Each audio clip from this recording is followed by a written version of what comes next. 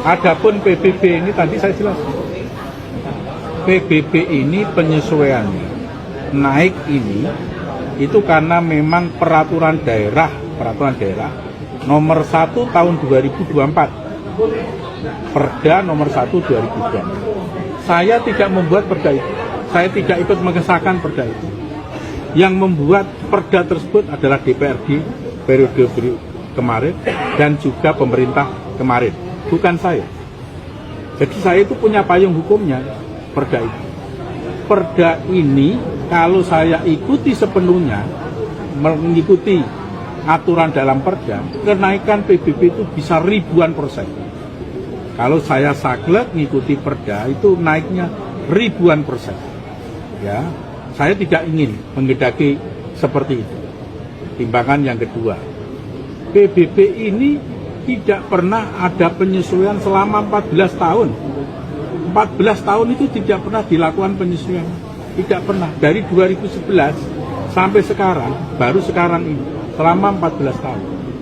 Padahal pembangunan di mana-mana itu butuh anggaran. Tetapi dengan PBB itu bukan berarti semuanya bisa diatasi dengan penyesuaian PBB. Hanya meringankan. Hanya meringankan. Jadi kalau saya dikatakan kejam, keji, menindas, mencekik rakyat, sama sekali tidak benar. Kalau hanya tambah 100.000 atau 200.000 atau sekian ribu dalam sekali dalam setahun, dan itu untuk pembangunan, tidak untuk pribadi saya, itu saya tidak kejam.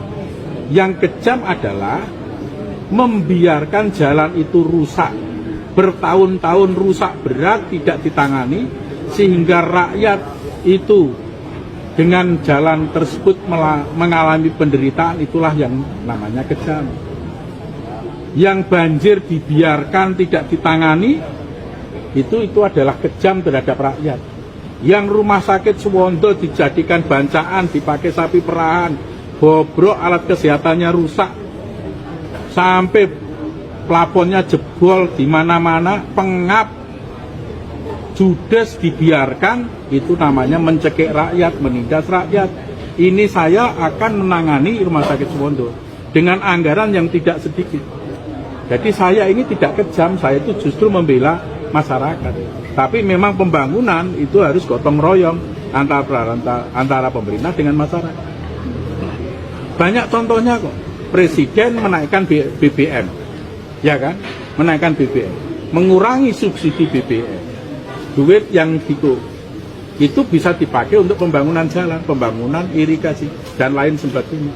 Jadi kami itu justru menjalankan konsep pembangunan yang benar, dan itu ada payung hukumnya, yaitu perda. Dan perda itu mengikat untuk dijalankan. Tapi kalau kami jalankan 100% sesuai perda, itu 1000% naiknya. Dan ini tidak sampai 200% justru.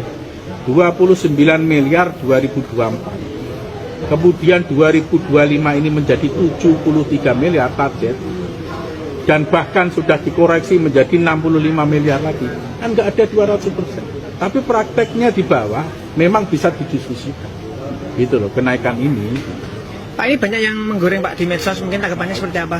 Medsos itu kan menggoreng, ada yang, wah ini bupati menindas rakyat. Menindas bagaimana? Hanya dengan sekian ratus ribu atau sekian puluh ribu sekali dalam 1 tahun untuk membangun kok menindas. Yang menindas itu yang jalan rusak, dibiarkan bertahun-tahun, itu adalah pemimpin yang menindas rakyat. Pemimpin yang menindas rakyat itu banjir dibiarkan tidak ditangani, itu menindas rakyat. Rumah sakit Suwondo dibiarkan rusak, bahkan jadi sapi perah, itu menindas rakyat. Yang jual beli jabatan itu menindas rakyat. Orang yang nyisir, yang nyerang saya secara pribadi, saya lihat itu hanya orang yang kemarin memang nggak mendukung saya. Nggak mendukung saya. Yang memang tidak ingin Kabupaten Pati berhasil di bawah saya. Gitu loh. Jadi saya tidak peduli dengan serangan-serangan, itu serangan sifatnya pribadi, serangan yang subjektif, yang memang tidak suka dengan saya.